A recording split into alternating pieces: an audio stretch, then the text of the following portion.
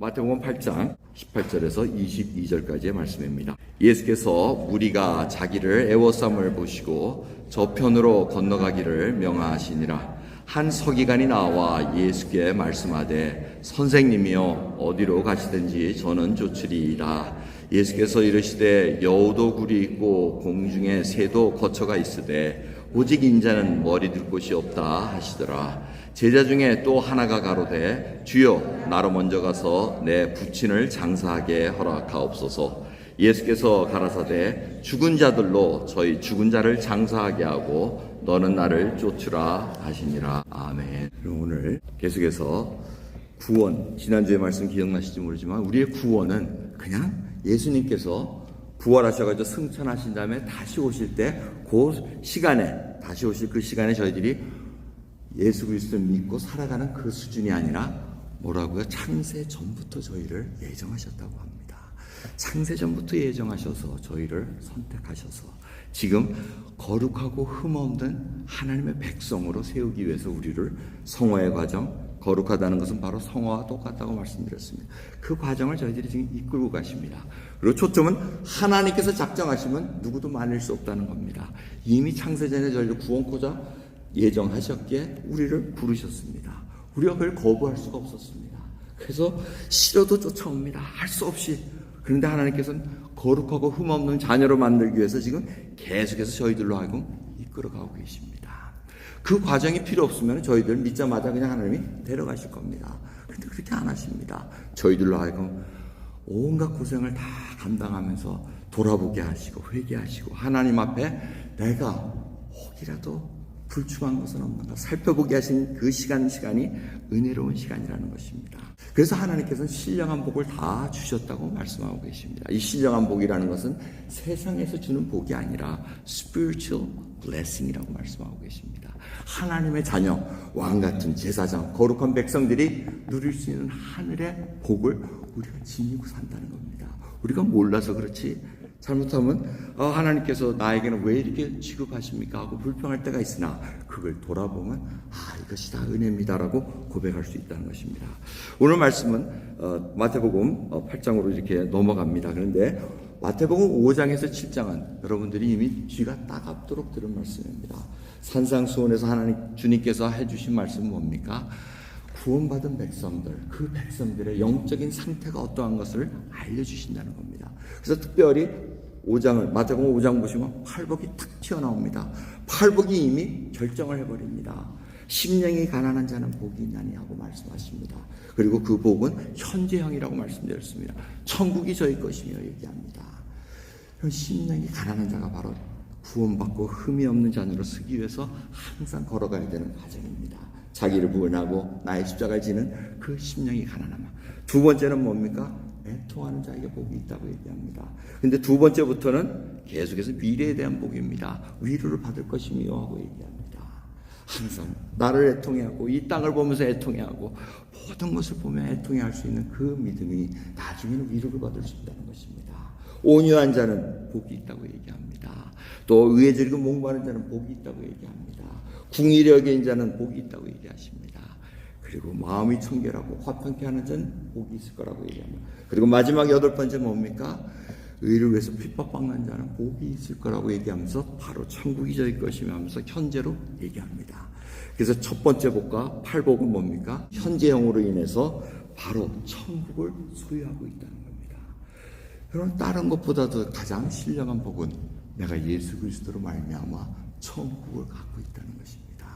천국을 소유하고 있다는 것은 바로 예수님과 함께 살고 있다는 겁니다. 여러분 이러한 것을 지금 주님께서 얘기하시면서 그러한 백성은 어떻게 살아야 되냐? 비판하지 말고 온 얘기를 다 하십니다. 그러면서 7장 마지막에 보시면은 이 반석에 세운 집과 모래에 세운 집을 얘기하십니다. 여러분 반석에 세운 집, 모래에 세운 집 여러분 기억나십니까? 근데 우리가 생각하는 건 뭡니까? 반석보다는 주의 말씀을 듣고 행하는 자에 초점을 맞춥니다. 그런데 그 초점이 아니고 반석 위에 지었느냐, 모래 위에 지었느냐. 바람이 불고 창수, 물이 막 넘치면은 모래 위에 지으면 그냥 쓰러져 나갑니다. 그런데 반석 위에 있는 집, 저희들이 예배 시작할 때 부른 주는 반석이시니 그 반석에 집을 지은 자는 무너지지 않는다고 말씀하십니다. 예수 그리스도의 집을 져야 되는 것이 굉장히 중요하다는 겁니다. 행한다는 것은 보이기 때문에 우리가 모릅니다. 저 사람이 지금 예수 반석 위에 집을 졌는지 모래 위에 졌는지 모릅니다. 근데 행하는 건 보입니다. 그것이 나중에 결판이 난다는 겁니다. 그래서 하나님 주님께서는 이 과정 속에서 8장부터는 뭡니까? 예수님께서 다니시면서 병자를 고치십니다. 그건 왜 고치십니까? 바로 예수 그리스도의 권위와 하나님의 나라에서 허락되지 않는 것들을 보여주고 계시는 겁니다.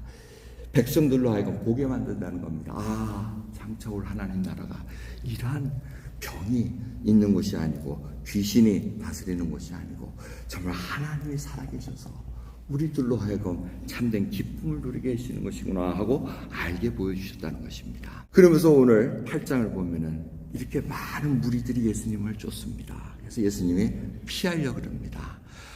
만약 세상의 왕이라면 예루살렘으로 행해야 되는데 예수님은 예루살렘으로 안 가십니다. 다른 시골로 가십니다. 다른 갈릴리 호수 건너편으로 가자고 얘기하십니다. 그럴 때 한 서기관이 등장합니다. 한 서기관도 예수님을 쫓는 자였습니다. 그래서 아마 제자였던 것으로 우리가 추측을 해볼 수 있습니다. 왜? 21절 보면 제자 중에 또 한 사람이 이르되 하고 이게 또라는 단어가 나오니까 아, 서기관도 예수님을 쫓았던 제자 중에 한 사람이구나 우리가 추측할 수 있습니다. 근데 그 서기관이 뭐라 그럽니까? 아, 선생님이요, 어디든지 가시든 쫓겠나이다 하고 고백합니다. 근데 예수님께서 아, 잘했다 하고 부르시는 게 아니고 대답이 뭡니까? 여우도 굴이 있고 공중에 새도 거처가 있을 때 오직 인자는 머리 둘 곳이 없도다 하고 말씀하십니다. 이 얘기는 뭡니까? 너 네가 나를 쫓는 동기가 뭐냐는 겁니다. 여러분, 우리가 예수 그리스도를 쫓는 동기가 무엇입니까? 서기관은 예수님을 쫓아보니까 와, 그 능력이 대단합니다. 저 능력을 내가 받을 수만 있다면 나도 한 자리 하겠고 정말 많은 사람들이 나를 우러러 받들 것이고 모든 것이 성공이 보장될 것이다 하고 그런 생각을 하고 있었다는 겁니다. 그런데 예수님께서는 그 동기를 아시고 짐승들도 다 머물 곳이 있는데 나는 머리 둘 곳이 없다 이렇게 얘기합니다.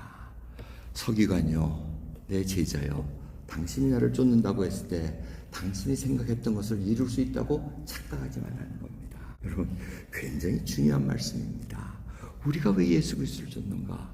정말 우리 마음속에 이 서기관과 같이 명예를 갖기 위해서, 부를 갖기 위해서, 어떤 권위를 더 갖기 위해서, 능력을 갖기 위해서 한다면 그것은 모래 위에 지은 집과 같다는 것입니다. 그러기에 주님께서는 지금 우리에게 물어보고 계십니다. 네가 나를 왜 쫓느냐? 여러분, 우리가 잘 먹고 잘 살려고 예수 그리스도 쫓는 거 아니지 않습니까? 예수 그리스도 믿으면 모든 것이 만사형통이요, 병도 안 걸리고 뭐 로또 티켓만 사면 쪽쪽 1등 되고 뭐 이런 게 아니지 않습니까? 주는 나의 반석이시니 잡고 가신 생키 성도님도 돌아가시기 전 5년 동안 녹내장이 돼서 시야가 다 막혀버립니다. 보이지가 않습니다. 그런데도 놀라운 찬양곡을 작곡합니다. 이것이 바로 천국을 소유한 자, 심령이 가난하고 애통하는 자들마다 하나님께 올려드릴 수 있는 그 놀라운 것이 나온다는 겁니다. 그것이 바로 능력이라는 것입니다. 그런 서기관과 같은 동기로 우리가 예수 그리스도 쫓는가 한번 생각해 보실 수가 있습니다. 이 동기는 끊임없이 성경을 통해서 우리들에게 알려주고 있습니다. 야고보와 요한의 어머니, 주님께 나타나가지고 마태복음 20장을 보시면은 그 어머니가 나타나가지고 주여 한 가지 청이 있습니다 하고 꿇어 엎드립니다. 그래서 그게 뭐냐 했더니 뭡니까? 주님 오실 때 이제 나라 딱 왕이 되시면 오른쪽 왼편에 앉혀주십시오 이거 얘기합니다. 이게 뭡니까? 바로 주님을 쫓은 동기가 주님의 오른편 왼편에 높은 자리에 앉겠다는 그 동기였다는 겁니다. 그러기에 주님께서는 뭐라 그러십니까? 야, 네가 정말 내가 마시는 잔을 마실 수 있겠느냐고 물어봤을 때 그들이 대답합니다. 예, 그 잔 마실 수 있습니다. 그래, 그러면 잔을 마시도록 하고 오른쪽 왼편에 앉는 거 이런 건 내가 할 바가 아니고 아버지께서 하시는 것이다. 그러니 결론을 냅니다. 너희 중에 누구든지 크고자 하는 자는 너희를 섬기는 자가 되고 너희 중에 누구든지 으뜸이 되고자 하는 자는 너희 종이 되어야 한다고 말씀하십니다. 이것이 바로 예수 그리스도를 쫓는 결과입니다.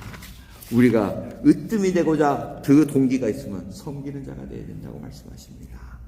여러분, 우리가 섬기는 자로 지금 주님의 몸된 교회를 섬기고 있습니다. 여러분이 최고가 되려면 다른 사람의 종이 되어야 된다고 얘기합니다. 현대 교회를 보면 조금 달라진 것 같아요. 뭔가 좀 있어 보이는 사람들은 자꾸 부리려고 그럽니다. 종보다는 주인으로 타려고 하는 것이 바로 변질된 복음 속에 들어가는 저희들의 모습인 것을 볼 수가 있습니다.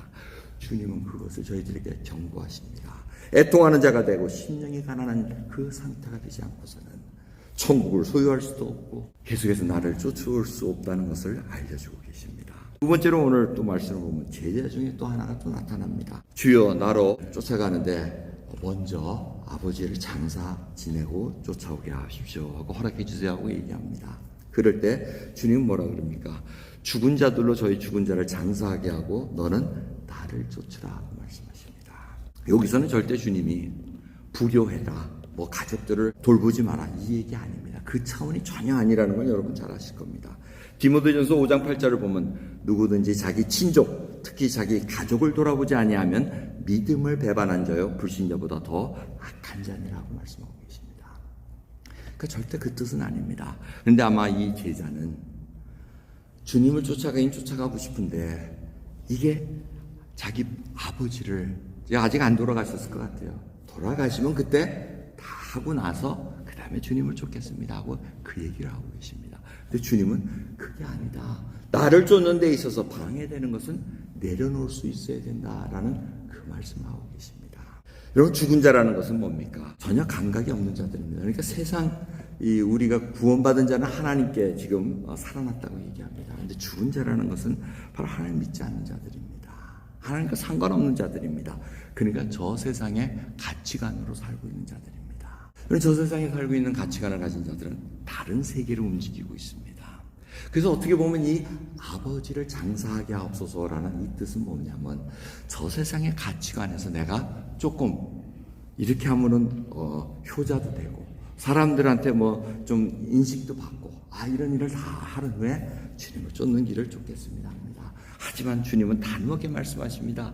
그건 죽은 자들이 하는 것이지 사한 자는 하나님 앞에 지금 나와야 된다는 겁니다. 여러분은 어떻습니까? 예수 그리스도를 쫓는 데 있어서 세상의 가치관에 따라서 세상이 나를 알아주는 거일에 충성을 하면서 주님도 섬기려고 합니다. 근데 주님은 그거는 좀 잊어버려라. 그리고 나를 쫓아올 수 있는 그 길을 택하거라 하고 말씀하고 계십니다. 여러분, 결국 이 주님을 따르는 데 있어서 방해되는 것은 내려놓을 수가 있어야 됩니다. 하나님의 기뻐하심을 입는 자들, 그들에게는 평화가 임한다고 누가복음 2장에 보시면 예수님이 탄생할 때 천사들을 통해서 그 메시지가 전달됩니다. 여러분, 하나님의 기뻐하심을 입은 자들, 그게 누굽니까? 하나님을 섬기는 데 있어서 방해되는 것은 과감히 내려놓고 주님을 섬길 수 있는 것, 하나님의 나라와 그 일을 먼저 구함으로 말미암아 그분의 통치권 속에서 내가 한 걸음 한 걸음 거룩한 백성, 믿음이 자라는 과정을 살아갈 수 있다는 것이 얼마나 감사한지 모르겠습니다. 그래서 주님이 누가복음 14장을 보면 이 말씀을 하십니다. 허다한 무리가 함께 갈새 예수께서 돌이키사 이르시되 무릇 내게 오는 자가 자기 부모와 처자와 형제와 자매와 및 자기 목숨까지 미워하지 아니하면 능히 나의 제자가 되지 못하니라고 말씀하십니다. 여기 보시면 뭐라 그럽니까? 자기 부모, 처자, 형제, 자매, 자기 목숨까지입니다. 모든 것보다도 하나님, 우리 주 예수 그리스도를 먼저 놓지 않으면 나의 제자가 될 수 없다는 것입니다. 뭐 일이 생기면은 조금 익스큐즈하고 또 세상 가치관에 거기서 호응받는 일을 했다가 또 하나님 나라의 일에 천국을 소유한 자인 것처럼 행동할 수 있는 게 얼마나 저희들에게 많이 있습니까? 그 하나하나가 한번 짚어볼 필요가 있습니다. 지금 이 주일마다 예배드리는 이 시간은 정말 하나님 앞에 우리의 심령을 점검받는 시간입니다. 내가 하나님을 최우선으로 두며 지금 모든 것을 내려놓고 걸어온 길입니다. 여러분, 그래서 여러분 이 프레드릭스버그에 다 이렇게 이사 오셨잖아요. 다 대한민국에 잘 살고 계시다가 미국 땅까지 와가지고 어여여 하다가 이 프레드릭스버그 이 성까지 딱 살아왔는데 뭐가 가장 큰 이유였습니까? 야, 그쪽 가면 뉴라이프 한인교회가 있다더라. 거기서 예배를 드려야지 하고 결정하신 분 손들어 보시기 바랍니다. 오, 할렐루야. 건설해. 할렐루야. 예배 드리는. 근데 대부분은 롯과 같이 결정합니다. 야, 결정해. 아브라함이. 야, 우리 더 이상 싸우기 싫어. 결정해. 하니까. 오, 저기 보니까, 물도 좋고, 목초지도 좋고, 이거 좋다. 그리고 그쪽을 선택합니다. 그래서 우리들이 여기까지 선택한 겁니다. 눈에 보기에. 하나님 섬기는 것은 조금 졌죠. 그래서 제가 보통은, 이사하고 뭐 사업하시고 이런 분들한테 이제, 뭐 장난삼아 우스개 같지만 좀 물어봅니다. 어떻게 여기까지 오셨습니까?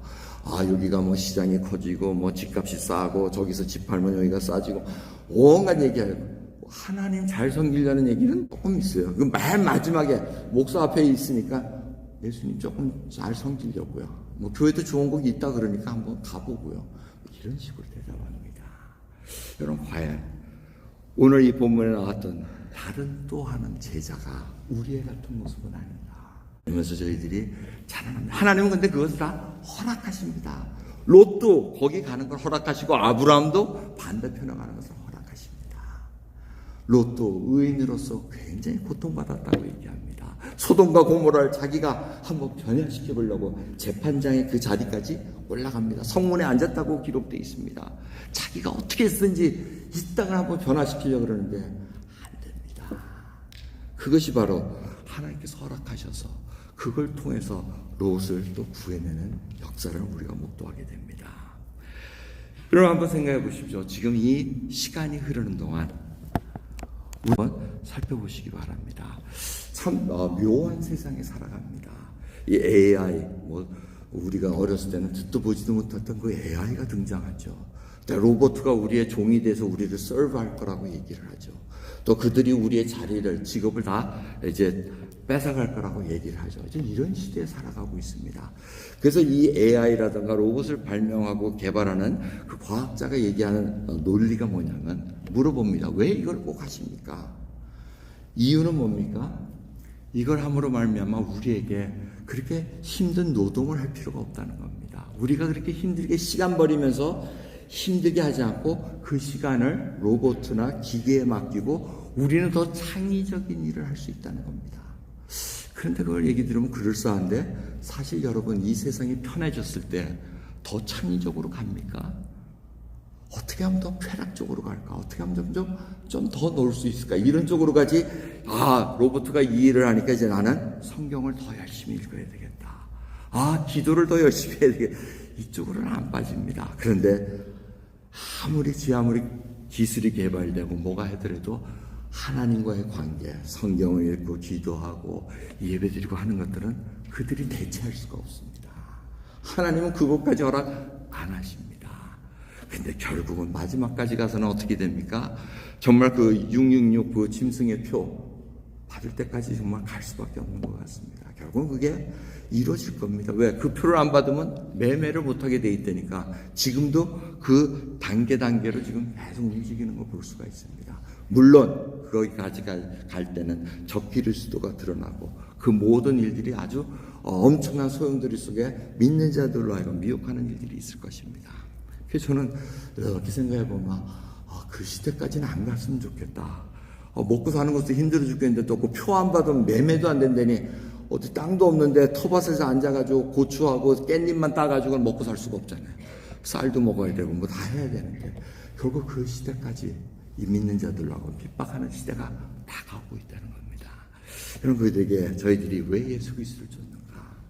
그거를 피하는 것이 아니고 그거를 당당히 맞설 수 있고 나 주님의 편에 서겠습니다라는 고백할 수 있는 그 일이 우리에게 일어날 수 있기 때문에 부르셨다는 겁니다.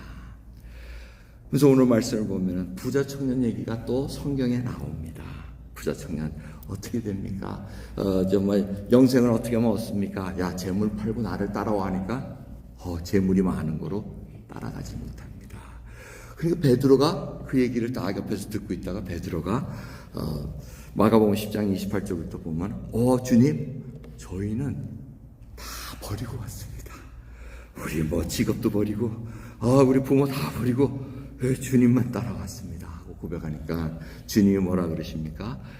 예수께서 가라사대 내가 진실로 너에게 이르노니 나와 및 복음을 위하여 집이나 형제나 자매나 어미나 아비나 자식이나 전토를 벌인 자는 금세에 있어 집과 형제와 자매와 모친과 자식과 전토를 100배나 받되 핍박을 겸하여 받고 내세에 영생을 받지 못할 자가 없느니라고 얘기합니다. 아까 기억나시죠? 아버지를 장사하게 하옵소서. 그는 죽은 자라는 겁니다. 저 세상에 같이 가는데 이 세상에 구원받은 자의 아버지와 어머니가 누굽니까? 주님께서 말씀하십니다. 누가 내 어미여 내 형제냐? 바로 내 아버지의 뜻대로 행하는 자가 바로 내 형제요 내 자매라고 얘기합니다. 그것이 바로 주님의 몸된 교회에 속한 하나님의 백성들입니다. 이 온 우주의 교회의 참된 터는 예수 그리스도라고 우리가 찬송합니다. 이 교회뿐만 아니라 온 세계에 흩어져 있는 주님의 몸된 교회가 다 주님의 것입니다. 그래서 주님을 위해서 모든 것을 버리고 주님을 쫓는 자가 그러한 선교지를 가면 하나님이 정말 만물의 주인이시라는 것을 깨닫게 됩니다. 그 교회에 있는 곳마다 저희들 믿는 자들이 방문을 하면 쉴 수가 있습니다. 잘 수가 있습니다. 먹을 것을 대접합니다. 왜? 한 아버지를 믿기 때문에 그렇습니다. 한 성경 읽으며 한 믿음 가지고 같이 그 길을 걸어가기 때문에 온 우주를 통해서 만들어 놓으신 주님의 몸된 교회가 바로 아버지 거기에 우리가 쉐어할 수 있다는 겁니다. 그래서 전토를 100배를 받는다는 그 말씀이 바로 응하고 있다는 것입니다. 그것이 믿어지십니까? 우리 옆에 있는 하나님의 말씀대로 행하는 자, 섬기며 종이 되어 헌신하는 자들 다 우리 아버지요 어머니요 형님이요 누님이 된다는 것을 여러분 잊지 마시기 바랍니다. 그들이 주님 보시기에 귀한 자라는 겁니다. 주님께서는 그 영혼을 위해서 십자가에서 모든 것을 흘렸다는 것을 기억하시며 내가 왜 예수 그리스도를 쫓는가 생각하는 저와 여러분 되기를 간절히 소원합니다. 기도하겠습니다. 간절히 감사합니다. 오늘 말씀을 통해서 제자들이 주님께 쫓겠다고 고백함에도 불구하고 주님은 그 동기를 하셨나이다.